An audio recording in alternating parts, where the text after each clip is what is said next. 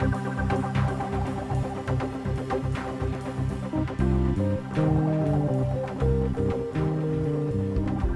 to be back with everybody to the Growing Band Director podcast. Hey, this is Jeff Smith and Kyle Smith. Today we're reflecting on our teaching a little bit. We did just finish our fall marching band program. We performed in Massachusetts as well as in Maine, and just wanted to kind of rehash how things went and the in general reflection on our teaching. Jeff, we were just talking about, like adding more breathing stuff to our warm up time, but then I mentioned, right, but then you're taking something else away. Like, how many things on your list are you trying to teach the kids? And then what can you actually do? And it always feels to me like I'm a juggler, right? I'm trying to add more breathing, but then there's going to be less scale work, and then there's going to be less chorale work, and then there's going to be, well, we can't warm up for half the class, because you do have to perform music, and teaching comprehensive music skills and the listening and the copying and call and response and like all the things, right? Right. So I think this just reflection of our teaching is really the main point of this podcast, right? That every day when you go home, we don't want to just kick ourselves, acknowledge when you're doing something really well, but what needs to change? What can you do differently next time? What did John Mastriani say? I'm in my 40th first year of teaching or something like that. Right. And we're always reflecting on what we're doing. Are we doing enough of this? Are we doing too much of that? And changing things every year to improve. It's a growing process. We continue to grow. We continue to look back what we did well, what we didn't do well, and we tend to lean more on what we didn't do well to make that better. And in the process, we might not bring something that we did well back with us in the subsequent years. And it's like a comic I sent out the other day was where the drum major was standing on the podium saying one more time, and You're then right. it comes to this is the last time. And I think as teachers, we need to be aware of that. Sometimes we lose track of that the last time, and what can be the real wonderful positive effects of the last time. And as teachers, when we retire and it's the last time, is it the last time, or do you want to keep growing after you've retired? And that's a choice you make as an educator.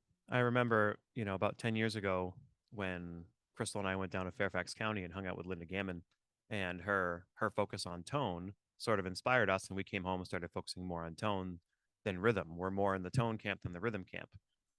However, a few years later, we started realizing the rhythm was lower too. So, okay, now we have to teach tone and we teach rhythm, and then there's other stuff, and then it's all the key signature things, and it's just this constant battle that I think if you're a reflective music educator, you never feel like you're doing as much as you should be doing. However, if you feel that way, you're probably doing everything you can. Right. And it's the balance in rehearsal, how you can, sometimes maybe you're not going to touch on things as thoroughly, but if you can keep it as a constant reminder for the kids to keep thinking about, it floats things along. And then some days you're going to focus on one thing and just do a reminder. Another day you're going to focus on something else and just do the reminders. Yeah. So as we got into the design process for our fall show this year, we wanted to do a show we entitled Oasis. And we sort of envision our marching arts program to be 1/3 wind players, 1/3 percussion, and 1/3 color guard. We're kind of gone with the old days, right, Jeff? At least here, where it's 90% horn players, 5% color guard, 5% percussion. It's really more an equal partnership now. Yes. And we had a strong handful of senior guard members. So can you talk a little bit about how we decided to design the show around our strengths as seniors? Well, we looked at our seniors' particular guard, and we said, if we had to pick the music that would reflect their strengths and a topic, and we thought about all the different areas we could go, and we decided to go the Middle Eastern style music, arabesque and stuff like that. And we then went on and said, well, how can we get them to be more of a focal point? Because they were wonderful on weapon and they were wonderful on flag. And that correlates to a strong percussion section and a strong wind section.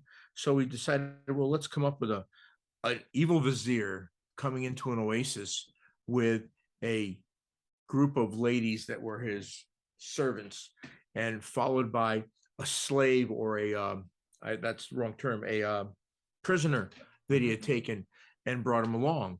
And so the focal point became the vizier, the prisoner, and the lead dancer of the group of girls. Mhm. And the love relationship or the love triangle that occurred where the vizier loved the girl, but the prisoners started having romantic feelings for the girl. And in the end, the battle between the vizier and the prisoner overcomes the vizier, prisoner and the girl become together. And we carried that in our preamble to the show and our postlude to the show, so that it was a common thread that went through the show. And it And allowed us. I gotta say, the way we started our show was super cool. We had that conga rhythm that happened, and we just played that up. And then we had a judge early in the season saying you should get the audience to clap along with that, right? Yeah. And none of us in the staff thought of that, but we said, you know what? A judge is telling us this. We should try that. And it was an instant hit. It was like automatic buy-in. And then we could tell if the audience on a particular on a what am I trying to say? On a specific date was Yeah. able to keep time or not, because we had a couple that were not. But that willingness to listen to a judge and say, "Oh, let's try that," that went a long way in helping set up the entire show. Yes, it did. And what it did is bring up the concept that here is this person, the vizier and his court, coming into the oasis, which was a happy place. But as soon as the vizier entered, the whole mood changed to the show to where everybody knew that the vizier was not a kind person. And they showed the fear and bowing to the vizier because they knew they had to pay homage to him and pay taxes to him, of course.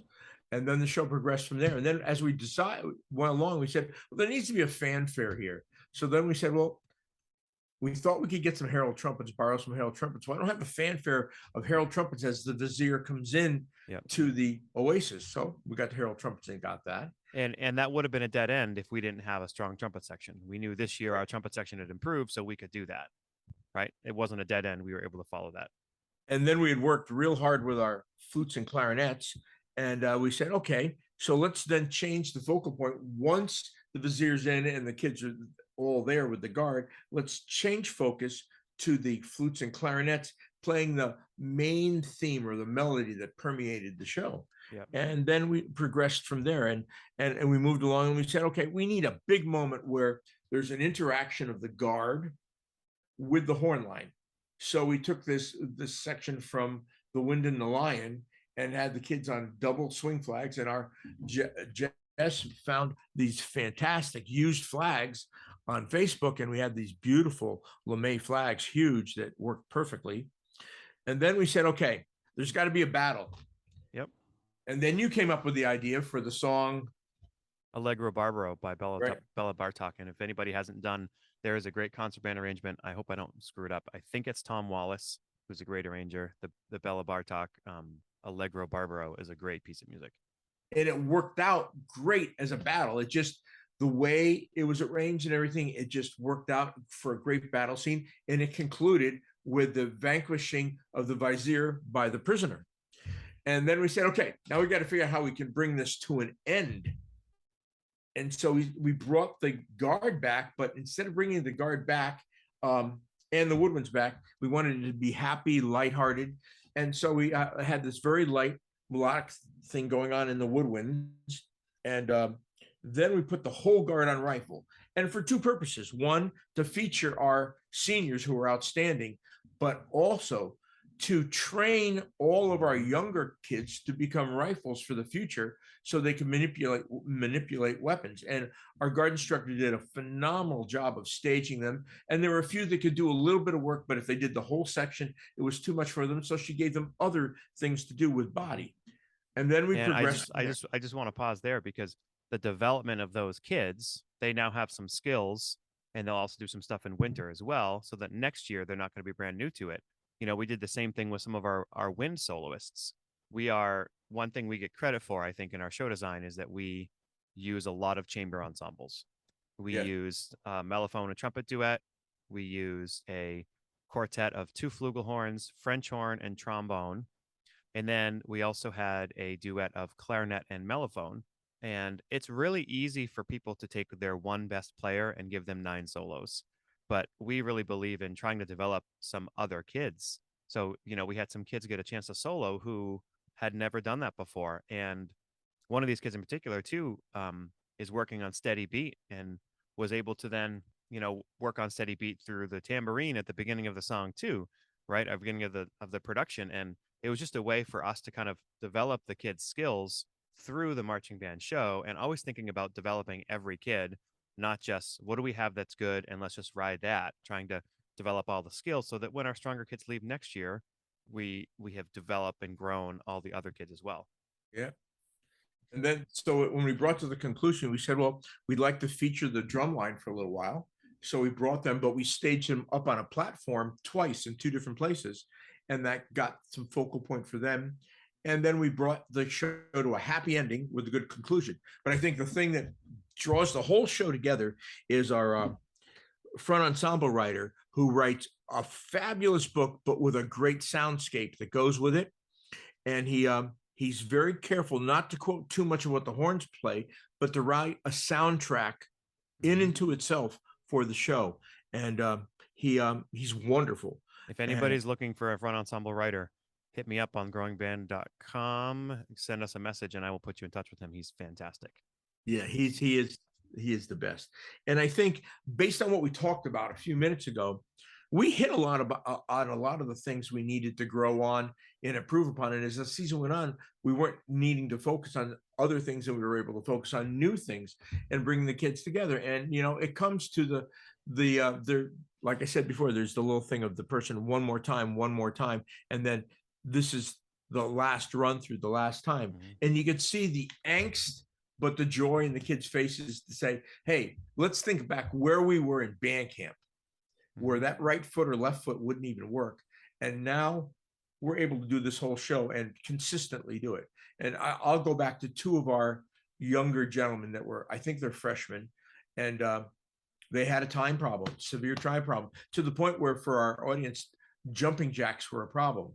But through the whole season of focusing on time and understanding of movement to music, that's not an issue anymore. They grew, and that's the great thing, is watching the children grow. Now, does everybody grow the same speed or the same amount? No, but our job is to make the whole production grow, and they did it. And then the way we concluded the show is we went back to the drum beat again for a little bit, and the vizier was brought in on a litter, and now the litter was going out with the leader of the female leader of the dances, the prisoner together arm in arm, and the vizier in shackles being dragged behind the thing. So we went from the beginning to the end. So I like to think we try to do sort of a B A C A coda type show, and with an intro in there, and we try to keep that going so that we try to build form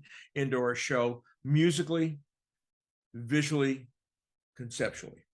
And I think we had a good product this year. I think the show was something people really enjoyed watching, and I will just very publicly thank you, as always, for designing the show. And I'm looking to learn from you each and every year as we continue to do this. But I will mention, there's a lot of people who say that they have young bands, and I'm not going to lie, we have a young band. We've all been through all the things, and we didn't have a particularly large senior class. We had 2 horn players who were seniors. I think we had 4 percussionists and some guard members. We don't have a big senior class, but our consistent development each year of all the kids. I'm not saying it doesn't exist where you get a young band. Of course you get young bands, but can you make your young band not sound like a young band, right? If you're going to be weak in trumpet, stop writing 3 trumpet parts or even 2 trumpet parts. Go to 1 trumpet part. Go to 1 trombone part. Find an arranger, if you can't do it yourself, that's going to make you sound good at whatever level your kids are at.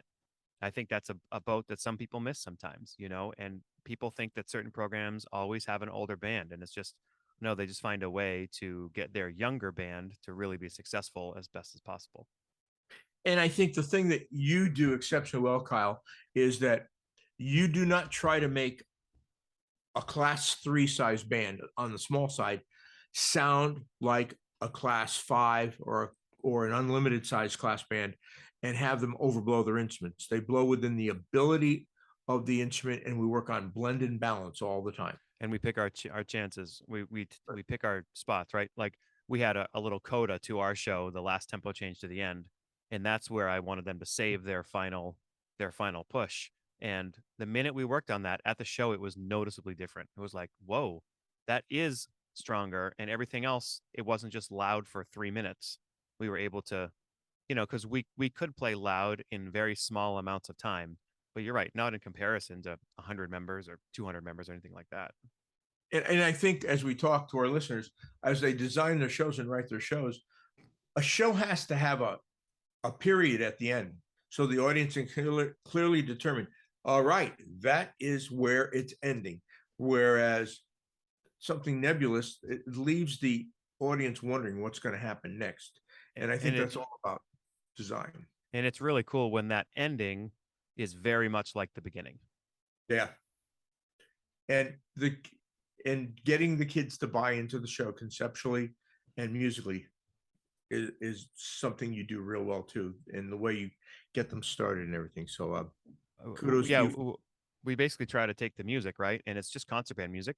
I don't mean just, but we're just doing more concert band music and we're just having to do it outside. So the memorization piece is a big thing and the movement is a big thing, but it's still within there. It just, we program for it just like we would for any of the other bands. You know, two things I wanted to mention. One is our like a promotion video, right? If you have a season coming up, we promoted this show as good versus evil with some, we had the Arabian um, visuals going on and some texts about, who's going to win out for love or evil or things like that. And that sort of made a suspense and helped some kids buy into it a little bit. Um, but there was another thing I was going to say and I forgot it. Shoot. You'll remember. Uh, But and the other thing is that we use a few props, but we, instead of repainting them, we've gone a new way, and that is we use a company in California that prints us vinyl covers that go to our props. So all we have to do is screw them on and unscrew them so that we can reuse things as years go on instead of reinventing the wheel every year with new materials and building and all that stuff where it and drives you crazy. and we definitely don't have the budget that a lot of groups use where they're spending tons of money. I mean, we could do that, but it's not feasible if we want to continue to buy upright basses and other Barry Saxes and have a good concert program and a strong jazz program and all that stuff. We're not going to spend all of our money on props. And Um, I'm sorry. I think the one thing that you do real well is that you strive for a wind ensemble sound on the field yeah, and within the confines of the design of the show. And I think some people tend to think, well, marching band's got to be loud and right in your face. Well, it really doesn't. no, That's it. It's if we're going to consider it the marching arts, we need to make it artistic. it's more like drama. It's more like a stage production. I always think of it as being a ballet with the performers doing the ballet, also playing instruments at the same time. I know all my ballet friends would say to me, I hate you, but that's just how we get it across conceptually. And I think the kids buy into it and they like that. They like to think about the triad, the upper body, the lower body, and the use of the instrument at the same time and how they move to portray whatever we're trying to teach them. They like that challenge. And there's And it's something, not, I know there's a lot of band directors listening who do marching band and then a lot who probably don't do marching band. That's kids really love marching band. The ones who really love it because they get to move. There's something about the movement and the performance aspect outside with all the people and the teamwork it takes to get on the field, all the gear, do the performance off the field. You need the people on your left and your right, or you're not going to be successful. So, we've found that our culture and our music program is strong because kids know they need each other. yeah, and you push that real well. It's a team effort or it's a family effort. There's no second chair or person sitting on the sideline. Everybody in the group is an integral part to the whole, and that's important. So, as we plan for our future, we're not going to go through and tell everybody right now all of our strengths and weaknesses because, to be honest, we don't really know all of them because this year has yet to develop. However, hopefully every band director could think towards next fall, and you should be able to think about who are your strong players, who are your strong performers, where the weak section is going to be, where the strong section is going to be, both in your marching band and your jazz ensemble and your wind ensemble and all the things, right? If you're lucky enough to know who's in eighth grade and who could potentially be coming up, whether that's one school or multiple schools, and I know in some districts that's a completely others topic because they don't know who they're going to get in any way. So I feel for those people. But for the people who are able to have an idea, my band next year is basically our 11th through 8th graders right now, right? So I could sit there and start programming a marching band show, a jazz set, or jazz sets, and the wind ensemble program right now for what we would have next year. And that would lead us into a programming discussion, which I think we're going to do at some point here, come pretty soon, about programming for our bands. But just that forward thinking ahead, So as we think next year, Jeff, like what does our future hold? We're definitely going to have we think we'll probably have a smaller guard. That it might not happen. I know we don't want to hear that, but there's a chance. We are graduating a number of guard members, and so we'll see how many more we can get in. We made a big push for this year. We're only losing 2 horn players. We are losing, a handful of percussionists. So, like, where do we want to go from here? What is our thought process around that whole deal? Well, my thought process is that, this year we thought we were going to have a small guard too, but because of the recruitment that occurred during winter season in the guard and through the middle school, we had a fairly sizable guard. It would be nice if we could replicate that, but understand that our upper echelon of older kids won't be there next year, so we have Right. to write accordingly to that. Well, and As we far have one of our brass sections is next year will be our strongest section. This year we knew that part of the guard would be our strongest section. Next year we have a core of brass players who are going to be our strongest section. So we just have and to plan around that. and we know we're going to have to rebuild some of the woodwinds, so we need to emphasize try to recruit as many woodwinds as possible. We have to restructure the battery because we have a few that are graduating there. See how we restructure that, and who knows, some of the front ensemble kids might want to be in the battery, Mhm. and then get some more kids in. I think it's trying to say, okay, how big do we want to be? Well, as big as we can be, but we want to be balanced within that size area, and that's where you have a better read on that, and you tell me what you think, and we go from there. And that's what we usually do. Like, we'll meet in a couple of weeks to talk about what happened during the course of the year and where we want to go for next year, and then around January we start the ball rolling again so that we can think about it long term and work at it long term. And we always want to build, improve, and strengthen. And you know I think we could probably have the same size guard, same size drum line as we had last year, and maybe build up a couple more horn players because we don't graduate as many from this year. But then we got to always look at the backside. Okay, well, when next year comes, how many will graduate then, and then what do we have to do to rebuild? Oh, and that's the never-ending cycle of being a band director. It never ends. We're always recruiting, and we're always raising funds to try to keep things going, and that's just part of the gig we take on. And sometimes that it's a challenge, but at the other times it's quite fun to see where you thought you were going to be, and then you say, wow, this worked out a lot differently than I thought, and it worked out quite well. And I think this falls an example. We were very concerned about 2 years ago, we were very concerned about this year. We had talked about it, Mm-hmm. and in the end it worked out a lot better than I think we ever had predicted. Because But we I think planned that's ahead. because as a staff, your staff is very positive and very engaging of all the kids. There's nobody left behind. Everybody's pulled along with the program.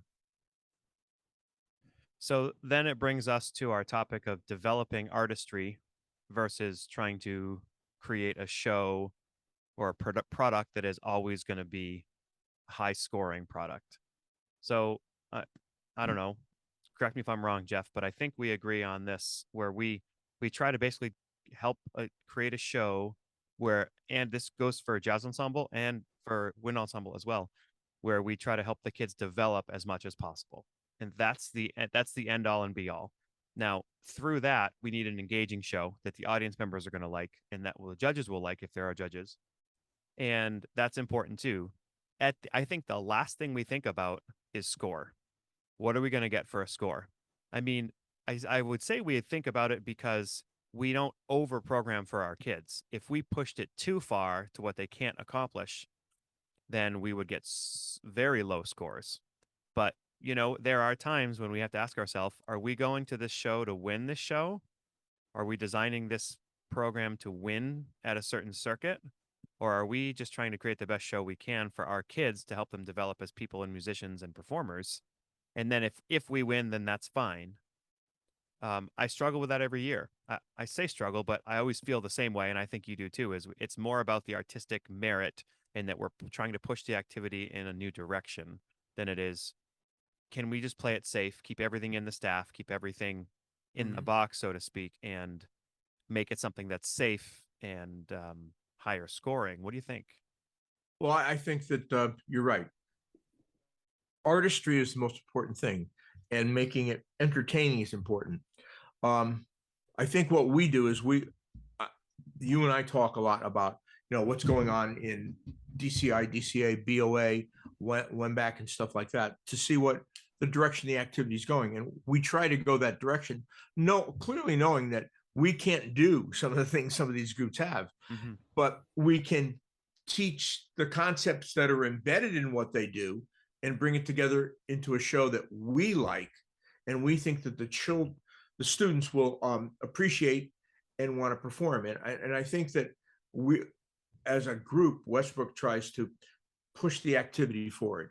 We don't, what we did 10 years ago isn't what we're doing now. And in 10 years from now, it won't be what we're doing now. It'll be something different.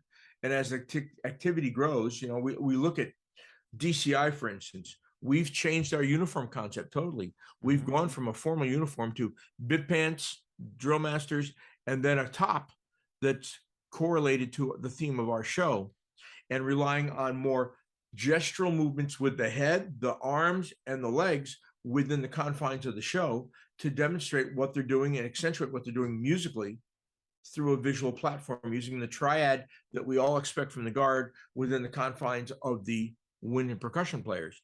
And even the front ensemble, which I'm so pleased with this year because we had a real young front ensemble, but they really got into putting the visual into what they were doing. And they did, some years we had to ask them to do that. This year we just said, you can do that. And then they were making up things all over the place. So it Mm-hmm. was great to see their creativity.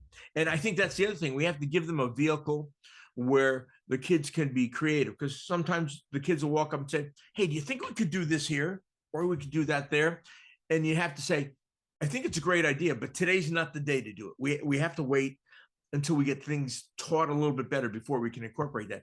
And some of the ideas we tried, some of the ideas didn't work, some of the ideas did work. And but But the that lets biggest the them, biggest lesson is the kids know we're listening to them. They yes. they know that they have a shot of their idea being used because we will listen. And they do a great job. And I think that you don't have to, you have to think about, as you said previously, the artistry. And that's the same thing that goes into your wind ensemble, your jazz ensemble, your small ensembles within the concert season.